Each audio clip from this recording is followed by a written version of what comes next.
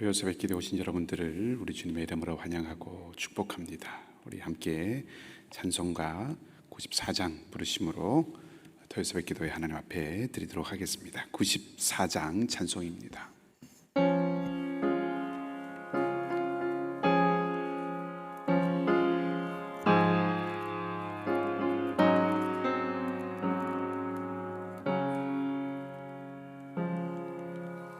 주 예수보다도 귀한 것은 없네. 이 세상 부귀와 바꿀 수 없네. 영죽은 내 대신 돌아가신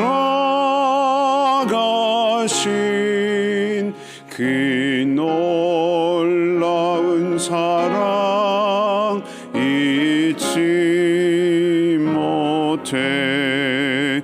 세상 즐거움 다 버리고 세상 사랑 다 버렸네. 주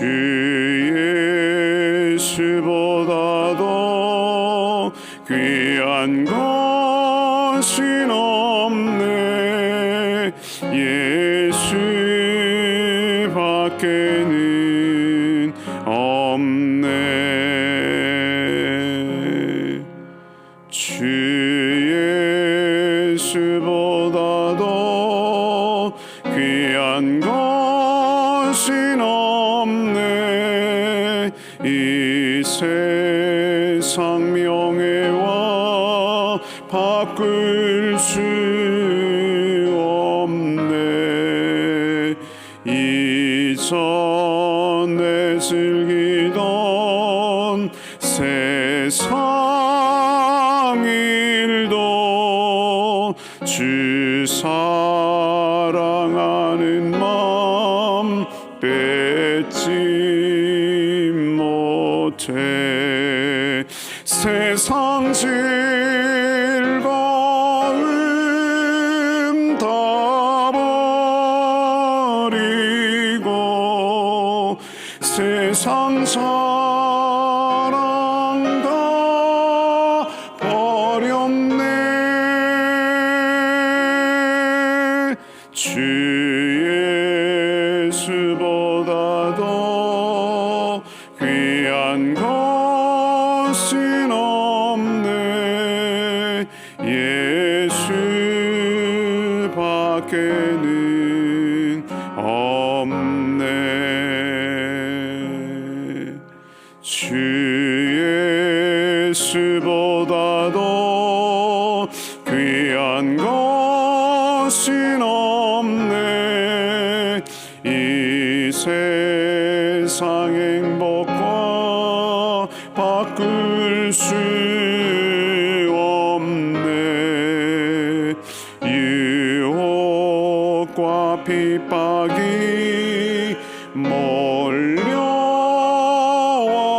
몰려와도 주 섬기는 내 맘 변치 않아. 세상 즐거움 다 버리고 세상 사랑 다 버렸네. 주 예수보다도 귀한 것은 없네.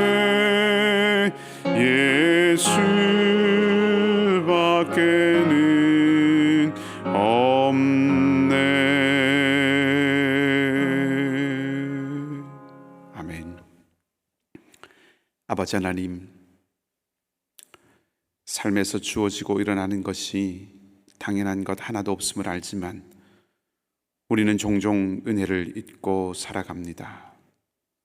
이른 아침에 눈을 뜨고 몸을 일으키고 간구하고 찬송하는 자리에 나온 것이 습관이 아니라 은혜입니다.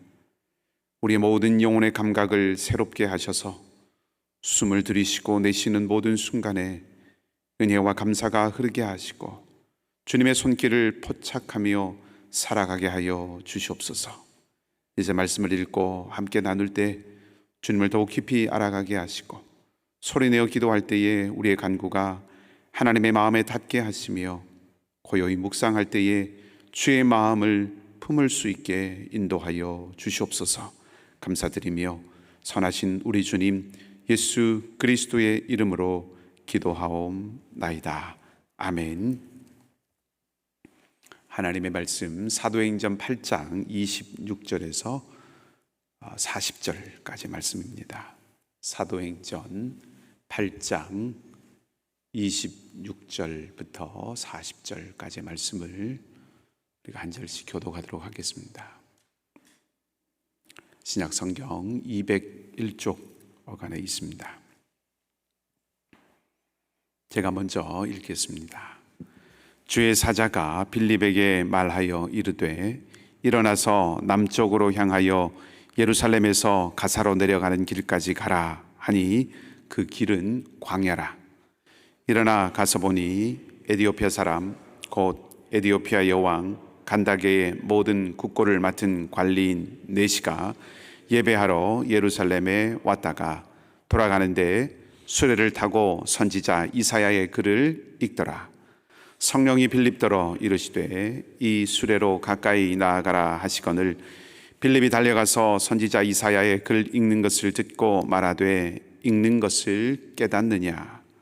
대답하되 지도해 주는 사람이 없으니 어찌 깨달을 수 있느냐 하고 빌립을 청하여 수레에 올라 같이 앉으라 하니라. 읽는 성경 구절은 이것이니 일러스되 그가 도살자에게로 가는 양과 같이 끌려갔고 털 깎는 자 앞에 있는 어린 양이 조용함과 같이 그의 입을 열지 아니하였도다. 그가 굴욕을 당했을 때 공정한 재판도 받지 못하였으니 누가 그의 세대를 말하리요. 그의 생명이 땅에서 빼앗김이로다 하였거늘 그네시가 빌립에게 말하되 청컨대 내가 묻노니 선지자가 이 말한 것이 누구를 가리킴이냐. 자기를 가리킴이냐 타인을 가리킴이냐. 빌립이 입을 열어 이 글에서 시작하여 예수를 가르쳐 복음을 전하니 길 가다가 물 있는 곳에 이르러 그네시가 말하되 보라 물이 있으니 내가 세례를 받음에 무슨 거리낌이 있느냐. 이에 명하여 수레를 멈추고 빌립과 네시가 둘 다 물에 내려가 빌립이 세례를 베풀고 둘이 물에서 올라올새 주의 영이 빌립을 이끌어 간지라. 네시는 기쁘게 길을 가므로 그를 다시 보지 못하니라. 빌립은 아소도에 나타나 여러 성을 지나다니며 복음을 전하고 가이사랴에 이르니라. 아멘. 우리 시대에 성공이라고 하는 것은 대체로 반드시 그런 것은 아닙니다만은 대체로 흔들리지 않고 깊이 뿌리 내리는 것과 연결되어 있습니다.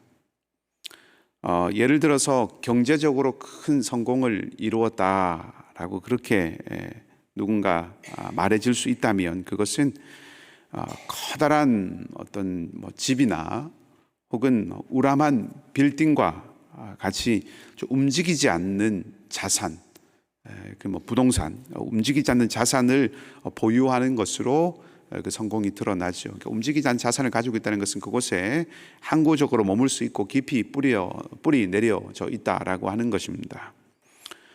학문적인 어떤 성과, 아카데믹한 어떤 영역에서 그 성과를 인정받고 또 성공했다라고 하면 예를 들면 가장 쉽게는 정년이 보장되는 교수의 자리를 얻는 것으로 이어지죠. 이런 것들을 보면 우리 시대의 성공이라고 하는 것은 대체로 흔들리지 않고 어떤 한 곳에 오랫동안 정주할 수 있는 그 정주, 깊이 뿌리 내리는 것과 연결되어지는 부분들이 많이 있다라고 생각을 해볼 수가 있습니다. 빌립이라고 하는 한 사람이 오늘 본문에 등장을 합니다. 빌립은 사마리아에서 성공적으로 사역을 하였습니다. 조금 다른 표현으로 성공적으로 자신의 사명을 잘 이루어냈고 주어진 일들을 잘 감당해냈다고 그렇게 표현할 수가 있겠지요.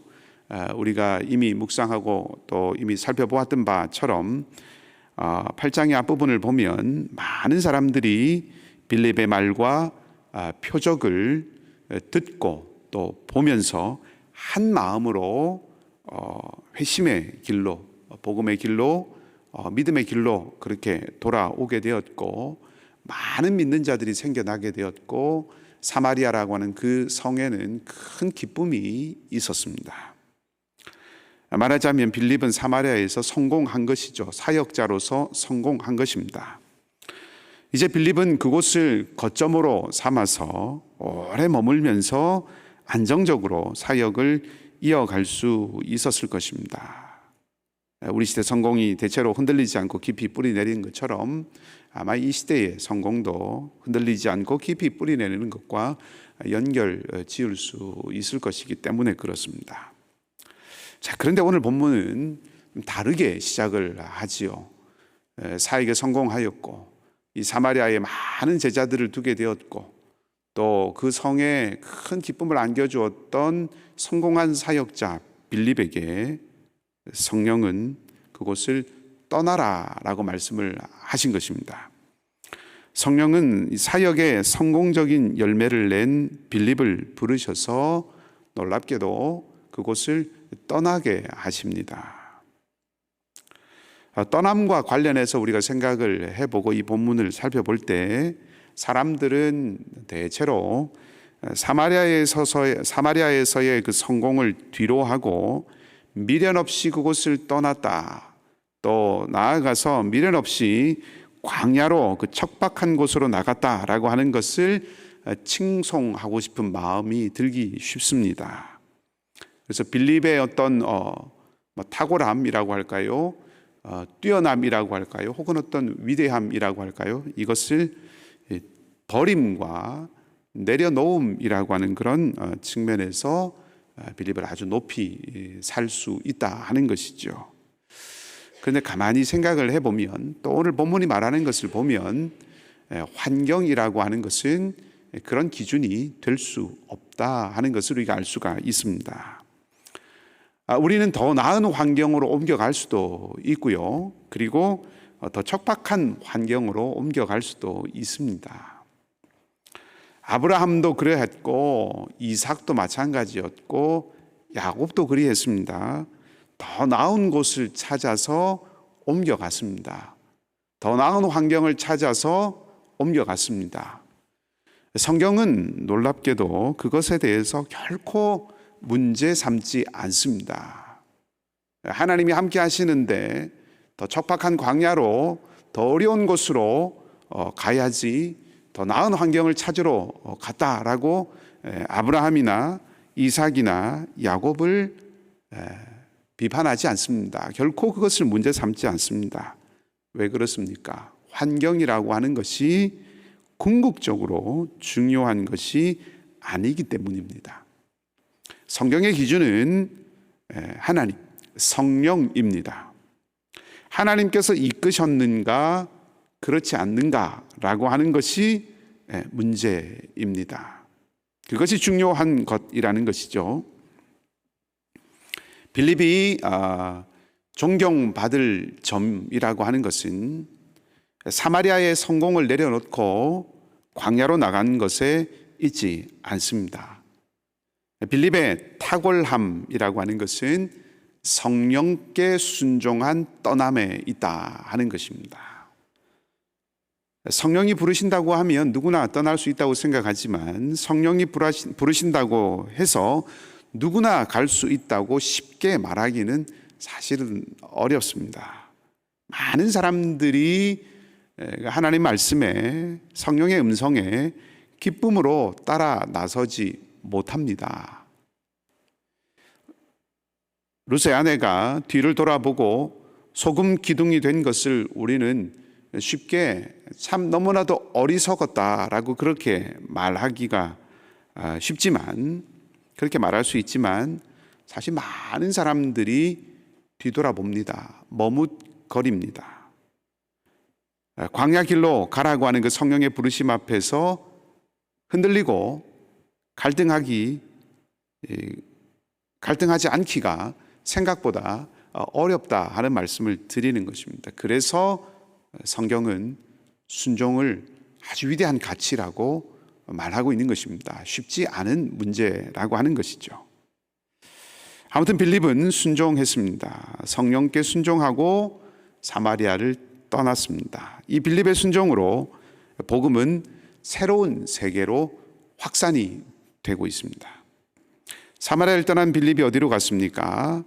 광야 길로 갔습니다. 우리말 성경에는 광야라고 되어 있지만 엄격히 말하면 광야 길로 갔습니다. 광야라고 하는 것은 삶과 생존이 위협받는 아주 고약한 곳입니다만은, 광야에 나에 있는 길은 사람들이 왕래하고 또 마을과 마을을 이어주는, 말하자면 생명줄과 같은 곳이라고 할 수가 있습니다. 그러니까 성령께서 빌립을 성공한 사마리아에서 불러내셔서 죽음의 길, 죽음의 곳, 생존이 위협받는 고약한 곳으로 보내신 것이 아니다 하는 말씀입니다. 길이라고 하는 것은 만남이죠. 길은 만남입니다. 성령은 빌립을 어디로 보내신 것입니까? 만남의 자리로 보내신 것입니다. 성령은 거기 광야 길에서, 물론 도시의 마을에 있는 길보다 윤택하지 않습니다. 풍족하지 않습니다. 여유롭지 않습니다. 죽음이 언제 밀어닥치고 불어닥칠지 모르는 위험이 있기는 합니다. 그러나 죽음의 자리로 간 것은 아닙니다. 성경은 거기 광야 길에서 예루살렘에서 하나님을 예배한 후에 이사야의 글을 읽으면서 고국으로 돌아가고 있는 에티오피아의 고위 관리를 만나게 하셨습니다. 그러니까 성령께서 사마리아에서 빌립을 불러내셔서 죽음의 자리로 부르신 것이 아니라 만남의 자리로 부르셨다 하는 것입니다. 하나님이 하시는 일은 이처럼 놀랍고 선합니다. 처음에는 이해하기 쉽지 않은 일이지요. 잘 되어가는 사역의 현장, 큰 기쁨이 넘치는 사역의 자리 사마리아를 떠나게 해서 누군가를 만날 수 있을까 싶을 만한 척박한 그런 광야 길로 부르신다고 하는 것이 이해하기는 쉽지 않은 일이라고 해도, 오늘 우리가 보듯이 결과는 하나님의 인도하심은 늘 옳았다라고 하는 것을 확인하고 고백하지 않을 수 없습니다. 우리가 날마다 우리 자신을 쳐서 우리의 마음이 아니라 하나님의 말씀에 우리를 드리는 훈련이 필요한 이유라고 할 수 있습니다. 빌립을 사마리아에서 부르셔서 광야 길로 걸어가게 하시는 그 하나님 성령의 인도하심, 이것이 결국 옳고 선한 것이다 라고 하는 것을 우리가 고백할 수 있다면, 우리가 날마다 우리를 자신을 쳐서 하나님 말씀에 우리를 드리는 훈련을 쉬지 않아야 한다 라고 하는 것을 동시에 고백하고 깨달을 수 있다는 것이죠. 여러분, 순종이 어디서 나옵니까? 순종은 철저한 신뢰에서 나오는 것입니다. 신뢰하고 확신하지 못하면 순종하기 어렵습니다. 빌립이 순종했다고 하는 것은 빌립이 철저하게 성령을 신뢰하고 믿었다라고 하는 것을 말해주는 것이죠. 자, 에티오피아 관리가 오늘 본문의 말씀을 보면 빌립을 수레로 올라오라고 요청합니다. 우리는 그냥 이 본문의 말씀을 읽지만 가만히 조금만 생각해 보면 이 일은 평범한 일이 아닙니다. 결코 그냥 이렇게 쉽게 일어날 수 있는 일이 아니죠. 자, 이 수레를 타고 가고 있는 이 사람은 여왕의 고위 관리입니다. 아주 높은 직위에 있는 사람이죠. 말 한 마리가 끄는 그냥 허접한 그런 수레를 타고 가는 사람이 아니었습니다. 수행하는 사람들이 있었을 것이고 장거리 여행에 필요한 여러 물품들을 가지고 여행을 했을 것입니다.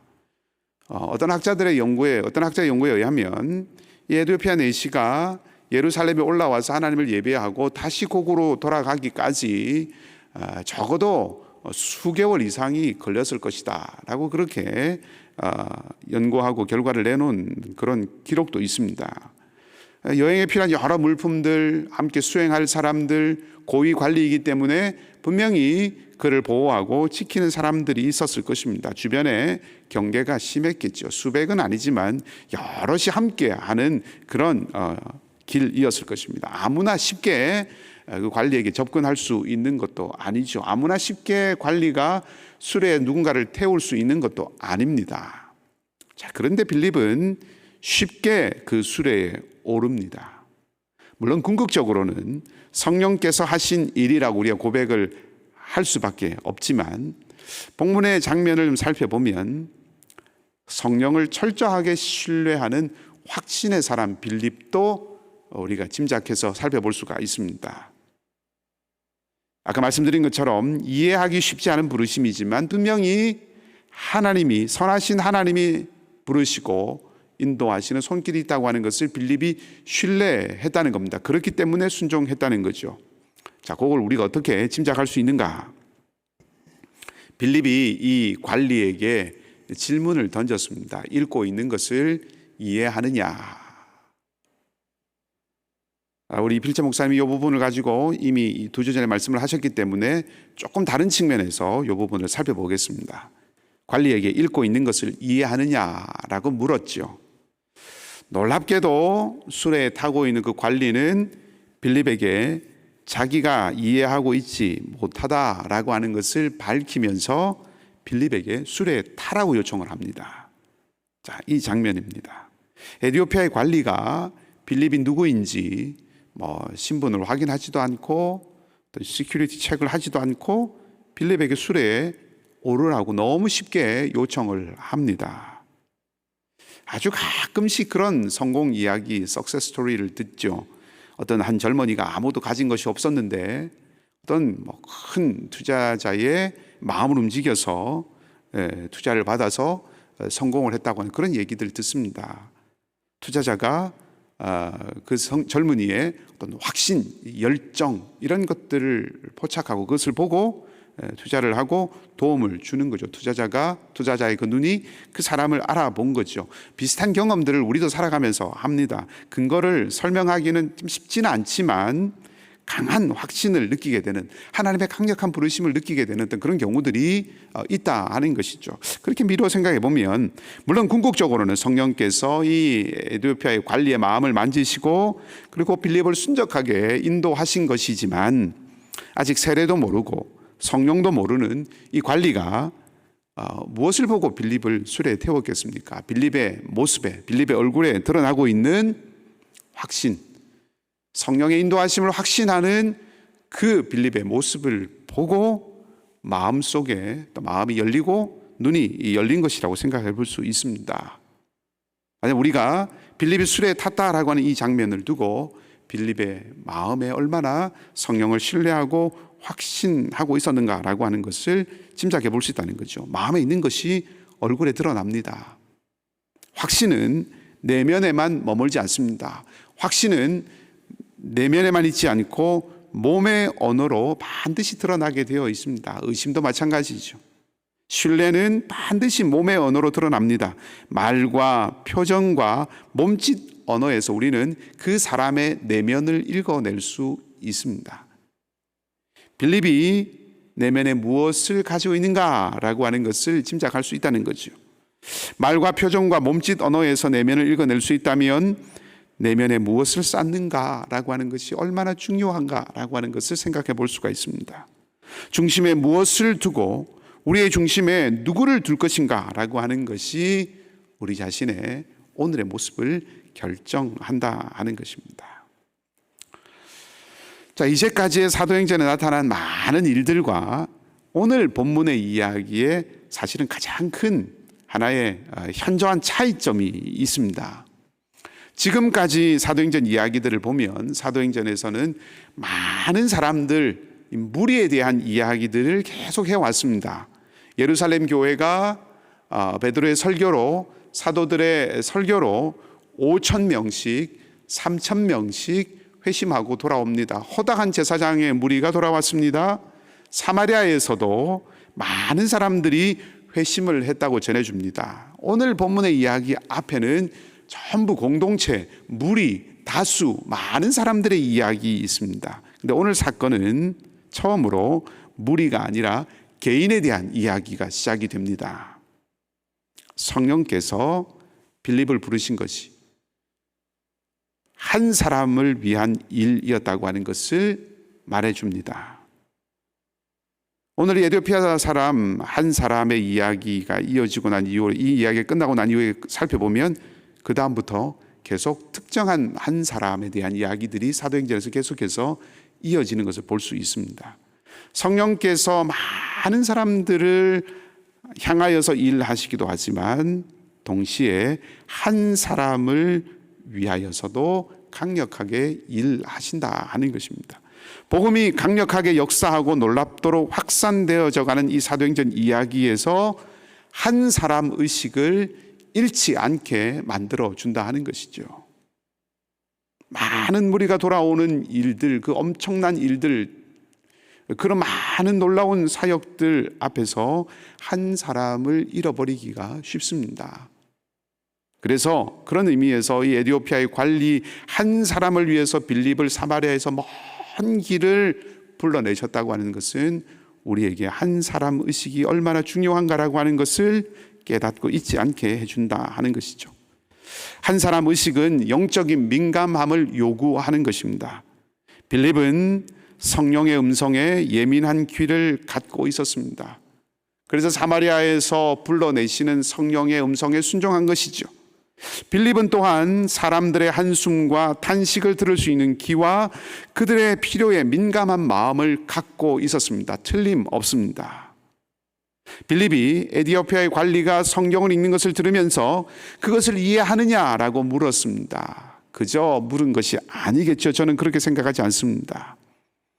그래서 성령의 인도하심에 확신을 가진 영적인 예민함과 함께 이 에티오피아 관리가 성경을 읽고 있는 그의 목소리, 그의 숨소리도 포착할 수 있는 민감함, 예민함, 헤아림도 가지고 있었다고 저는 생각합니다.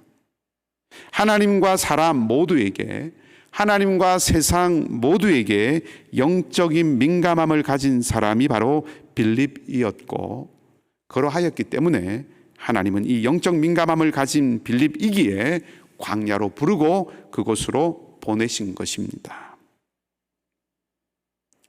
한 가지 더 생각을 해보려고 합니다. 빌립은 엘리야를 생각나게 하지요. 엘리야가 북에서 남으로 먼 길을 여행했습니다. 빌립도 북에서 남으로 먼 길을 여행했습니다. 사마리아에서 예루살렘을 지나서 광야길로 내려갔습니다. 아합에게 말씀을 선포한 엘리야가 떠나서 나라를 상대로 말씀을 선포한 이 엘리야가 그곳을 떠나서 사렙다의 과부 한 사람을 만났듯이 사마리아의 성의 빌립, 놀랍게도 아합이 수도로 삼은 곳도 사마리아죠. 사마리아 성의 빌립도 떠나서 에티오피아의 관리 한 사람, 이방의 한 사람을 만납니다. 그리고 엘리야가 회오리 바람에 사라지고 엘리사만 남았듯이 빌립도 떠나고 에티오피아의 관리 한 사람만 남습니다. 자, 엘리야가 떠났을 때 엘리사에게는 엘리야의 겉옷이 남아 있었습니다. 무엇을 말합니까? 성령께서 엘리사에게도 함께 하신다 하는 뜻이지요. 그 증거였습니다. 빌립은 떠났습니다. 그러나 오늘 본문의 말씀에 무엇을 말합니까? 이 관리에게는 빌립에게 역사하셨던 성령이 함께 계셨습니다. 39절이 그것을 말해주죠. 빌립이 떠난 자리에 기쁨이 남아 있습니다. 빌립의 사역으로 사마리아의 성은 기쁨이 가득했습니다. 빌립과 함께 성령은 사마리아에 기쁨을 주셨습니다. 그리고 빌립이 떠난 이 자리에도 기쁨이 있습니다. 사마리아 성에서와 마찬가지로 지금 이곳에도, 지금 에티오피아의 관리에게도 성령께서 함께 하시고 역사하셨다고 하는 증거라고 하는 것이죠. 빌립이 한 사람 에티오피아의 관리에게 보냄받은 것은 사마리아의 큰 사역을 감당하다가 자꾸 보잘것없는 사역을 하게 된 것이 아닙니다. 교회 사적으로 보았을 때 2세기의 교회의 주요한 지도자이기도 하고 교회의 역사가였던 유세비우스가 이런 기록을 남겼습니다. 이 관리가 에티오피아에 가서 그 나라의 복음을 전하는 선교사가 되었다라고 그렇게 전해줍니다. 오늘날에도 에티오피아에는 오랜 전통의 기독교 신앙이 전해져 오고 있습니다. 에티오피아와 이집트는 오래된 아주 초기 기독교 신앙이 계속해서 전해져 오고 있습니다. 한 사람에게 심은 복음이 나라를 바꾸는 시작이 되었다 하는 것이죠. 정리하겠습니다. 빌립은 순종의 사람이었습니다. 빌립은 신뢰의 사람이었습니다. 무엇보다 성령과 사람의 민감함을 가진 사람이었습니다. 이 빌립을 통하여서 복음은 도시와 개인, 사마리아와 에티오피아의 관리에게로 전해집니다. 빌립의 영적인 민감함과 담대한 그 순종이 맺는 열매는 풍성했습니다. 오늘 은혜의 기회로 우리에게도 새 하루가 주어졌습니다. 우리 모두가 주의 말씀에 민감하고 세상과 사람들을 향하여서 영적인 민감함을 가질 수 있기를 바랍니다. 그리고 성령께 담대하게 순종할 수 있기를 바랍니다. 그리하여서 우리를 통하여 오늘 복음과 하나님 나라가 확장되어 가기를 바랍니다. 주님의 손에 귀하게 들려서 쓰임받는 저와 여러분, 우리 모두가 되기를 주님의 이름으로 축복합니다. 함께 우리가 말씀을 기억하고 기도하십시다. 하나님, 우리에게도 오늘 은혜의 기회로 하루를 주셨습니다. 성령께서 부르시고 이끄시는 대로 영적인 민감함을 가지고 또 담대한 순종으로 하나님 나라를 이루는 삶을 살아가게 하여 주시옵소서. 내 서 있는 자리에서, 내 살아가는 자리에서 주님께서 부르시는 그 일에 순종하며 담대하게 나아가는 은혜가 있게 하여 주시옵소서. 우리 함께 기도하시고요. 우리 교회가 또 우리 교회가 하는 사역들이 그렇게 우리의 이해와 우리의 생각을 넘어서서 우리의 경험을 초월하여서 일하시는 성령의 부르심에 민감하게 반응하는 그 은혜의 사역, 은혜의 자리가, 은혜의 공동체가 되기를, 또 우리 선교사님들을 위하여서 동일한 역사가 우리 선교사님들의 사역 현장에 일어나고 나타나도록 우리 기도하십시다. 연약한 우리 이웃들이 있습니다. 약한 우리 교우들이 있습니다. 간절한 기도의 제목들을 가진 이들이 있습니다. 생각하지 못했던 그런 일들 앞에서 당황하고 주님을 바라보지만 마음의 어려움들이 또 함께 깃들어 있는 교우들이 있습니다. 우리 하나님께서 함께하여 주시고 능하신 손으로 붙들어 주셔서 믿음으로 나아갈 수 있도록 마침내 선한 길로 인도하실 주님을 바라보는 그런 우리 사랑하는 성도들, 믿음의 형제와 자매들이 되게 해달라고 우리 간절한 마음으로 또 우리 각자의 기도 제목을 가지고 함께 기도하겠습니다. 하나님, 빌립의 겸손하고 담대한 순종을 배우기를 원합니다. 우리의 생각과 뜻이 아니라 주님의 부르심과 뜻에 민감할 수 있기를 바랍니다. 우리의 눈에 보기에는 불가능하고 우리의 눈이 보기에는 이해하기 쉽지 않고 우리의 눈이 보기에는 받아들이기 어려운 일이라고 할지라도 거기에 하나님의 뜻이 있음을 포착하게 되면 담대하게 순종하며 나아가 하나님의 놀라운 역사를 이루고 경험하는 하나님의 사람들이 되기를 원하오니 우리의 마음을 주장하시고 우리의 생각을 붙들어 주시고 우리의 눈을 열어 주시옵소서. 우리 교회가, 우리 선교사님들이, 사랑하는 선교사님들이 성령에 사로잡힌 오늘의 빌립이 되게 하여 주시옵소서.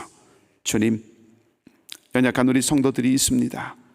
육신의 약함으로 삶의 고달픔과 하나님 도전과 역경 앞에서 주님의 자비를 구하는 사랑하는 우리 성도들이 있습니다. 찾아가시고 함께 하시고 위로하시고 소망을 더하여 주시옵소서. 주님이 힘이 되시고 능력이 되시고 주님이 피할 길이 되심을 오늘 이 아침에 주님 보여주시고 나타내 주시옵소서. 오늘 하루의 삶도 주님께 맡깁니다. 주님이 친히 인도하시고 우리는 순종의 사람이 되도록 다시 한번 역사하여 주시옵소서. 성도들의 기도의 제목에 그 입술에 주께서 함께하여 주시고 성령께서 합력하여 선을 이루시는 응답의 음성을 들려주시기를 간절히 바라고 확신과 믿음과 신뢰로 살아가는 오늘 하루가 되기를 바라며 감사드리고 선하신 주님 예수 그리스도의 이름으로 기도하옵나이다. 아멘. 하늘에 계신 우리 아버지의 이름을 거룩하게 하시며 아버지의 나라가 오게 하시며 아버지의 뜻이 하늘에서와 같이 땅에서도 이루어지게 하소서. 오늘 우리에게 일용할 양식을 주시고 우리가 우리에게 잘못한 사람을 용서하여 준 것 같이 우리의 죄를 용서하여 주시고 우리를 시험에 빠지지 않게 하시고 악에서 구하소서. 나라와 권능과 영광이 영원히 아버지의 것입니다. 아멘.